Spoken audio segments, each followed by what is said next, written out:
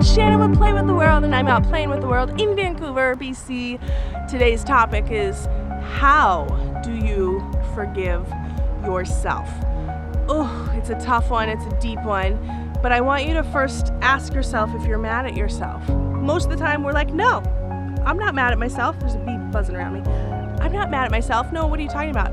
But the reality is, a lot of us are holding internal anger, and it manifests into habits, addictions, problems, fights with other people, things we don't like. There's a bee. I'm allergic to them.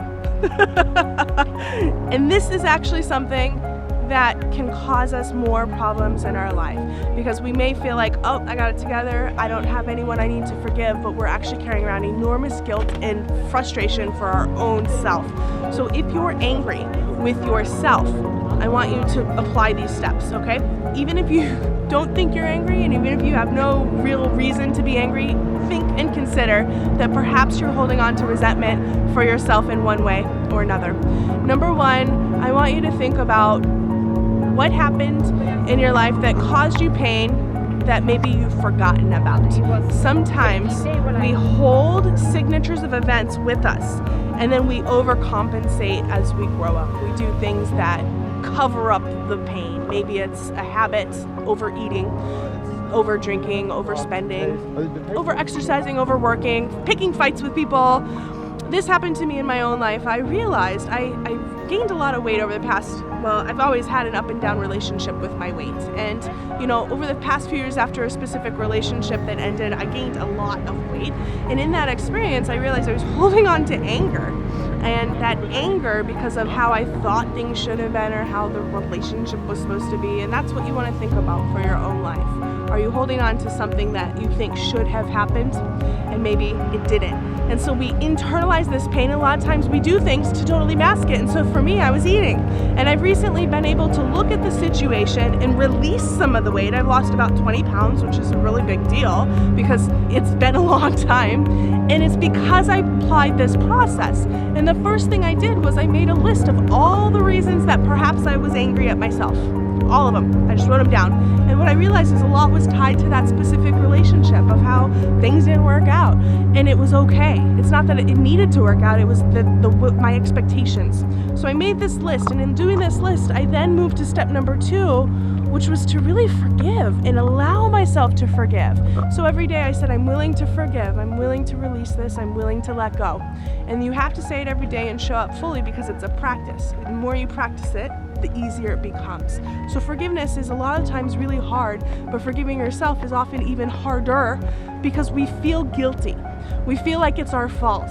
We feel like that thing that didn't work out, or that thing that we put so much pressure on ourselves at some younger age was supposed to happen because of us. Well, right now I want you to just take that pressure off. Take it off, because this is actually a mechanism that your fear and your ego is using to keep you playing safe in life. And so I realized I was actually punishing myself by overeating and eating more food. I felt like I was a victim, and I was subconsciously punishing myself for the relationship not going the way I thought it should go, or the way I really wanted to be in a romantic love for the rest of my life. So I want you to think about your own life and how you're punishing yourself. It could be biting your nails when the doctor says, hey, those are too short, or it could be overeating. You could be spending so much money way past your means. And this is a subconscious thing that our bodies and we do to kind of protect ourselves from the pain. So this is an important step that you can take in your own life to really break through and, of course, forgive yourself. And then I just want to share on that final note. The final note. I got my notes here. I've done a lot of videos today, and yes, there we go. We got the final one. So the final one is to recognize that what you're going through is all part of your soul's growth. You have experienced this situation and asked for this situation on some higher level term.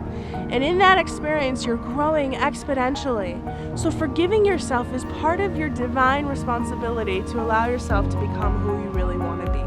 I hope you really enjoy this message, because forgiving yourself is the catalyst for reaching your goals, for reaching that whatever it is you're reaching and wanting more than anything else in your life. It starts with forgiveness and forgiving yourself. Okay, so this week, I want you to forgive yourself, and it's as simple as being compassionate and showing up for yourself every single day. Thank you guys for playing with the world. Have a blast. I'll see you next week.